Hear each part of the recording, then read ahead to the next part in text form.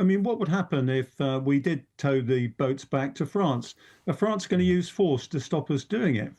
The French welcomed the Allied forces on D-Day in 1945. Our brave soldiers died fighting to free the French from an evil tyrant.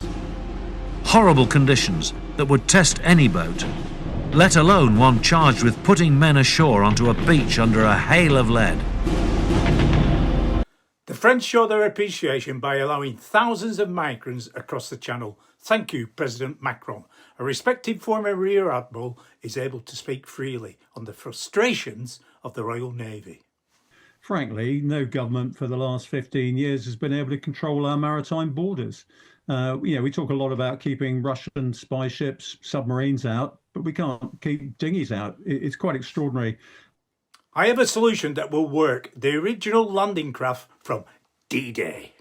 From humble beginnings, the Allies now had a boat they could absolutely trust to do the job it was specifically designed to do. Now I'm keen to see for myself just how this boat delivers in the ultimate test, leaving the safety of deep water and running up the shore.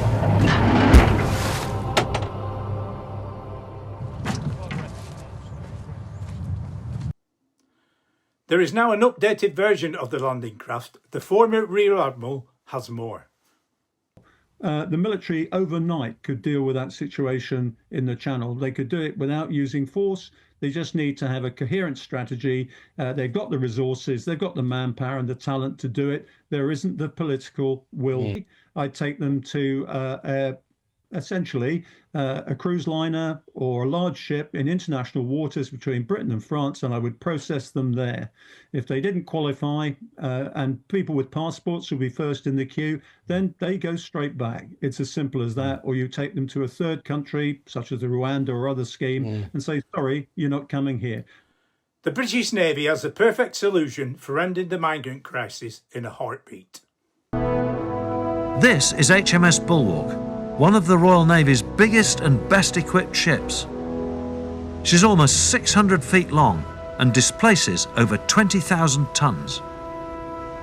But the real reason for her existence is hidden deep inside her hull. A huge dry dock that can be flooded at the touch of a button, ready to launch an armada of LCVPs towards the shore.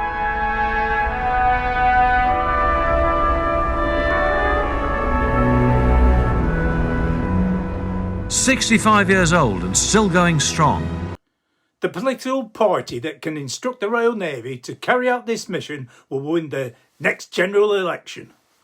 In his first act as Prime Minister, he will pick up the phone to the First Sea Lord and order His Majesty's Royal Navy to see to it that not a single unauthorised vessel crossing the English Channel makes it to the shores of the United Kingdom. Now the Prime Minister caught in the headlights without a clue what is going on and what to do about it. What other accommodation precisely are you planning to take over to provide temporary accommodation for families? Oh, there's lots of housing in many local authorities that can be used, and we're identifying where it can be used. But I mean, look. Sorry, could you give us? Have you got any examples you can give us? No, but I'll write in and give you details. Because I could say certainly in a number of our local authorities, I'm already picking up from around the table, there isn't a lot of spare housing available. If there were, councils would be able to be dealing with it by now. Well, exactly.